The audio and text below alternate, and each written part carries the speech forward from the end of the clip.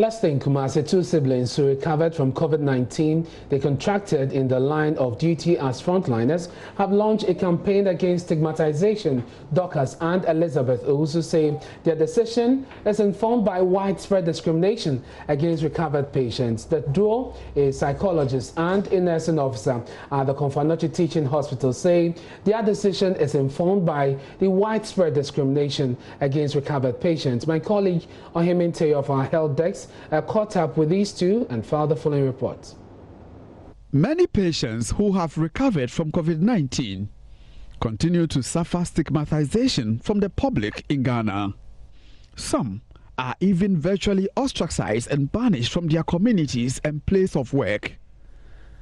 Dorcas, a psychologist and nursing officer, Elizabeth, are among about 20 health workers who tested positive for coronavirus at Kath. The first time I was told, I took it normal. I was okay.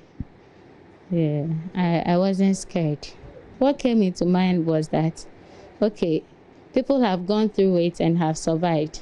Though lots of people have been dying globally, but many of them have been through it successfully. So that one didn't really make me scared. It all started, I went to work one Sunday afternoon, and after work I came home, started feeling some headaches.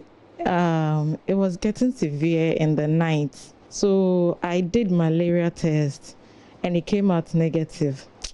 But the next day it was still there and I wasn't taking it easy.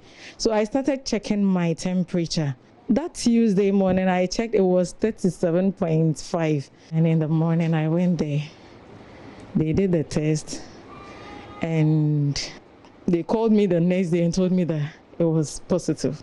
I just took it out. I was fine.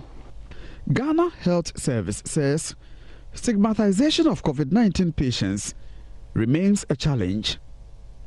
Dorcas, an expectant mother, and her sister are encouraged by their scary situation to fight for all victims who are being despised by society.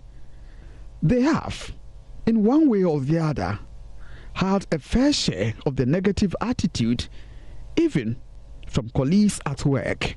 I heard a whole lot of news about those gossiping, stigmatizing and all that. Those who were stigmatizing, I learned some of them even tested positive also. Some were thinking, hey, where did she get this condition from?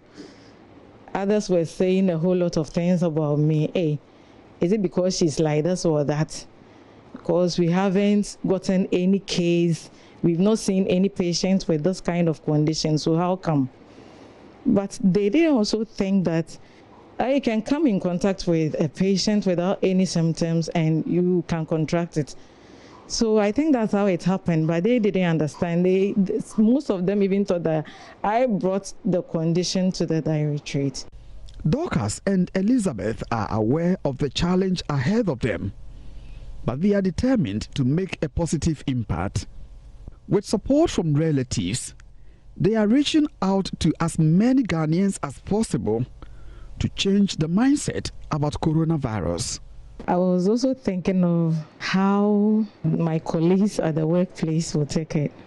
But later I said I will still join. I think it will help. I want to tell the society that if someone has it, you don't need to stigmatize the person. COVID-19 is not a death sentence. Being positive for COVID-19 is not a death sentence. You can go through it successfully, as I have gone through it. So there's no cause for alarm. I know there are good people in Ghana who will be interested in this campaign, and they will come on board to help in funding this project to make it a success. From Kumasi, Ohiminte reporting. And on our Stop the Stigma campaign today, we hear from the chairperson of the National Commission for Civic Education, Josephine Nkrumah, about the dangers of stigmatization.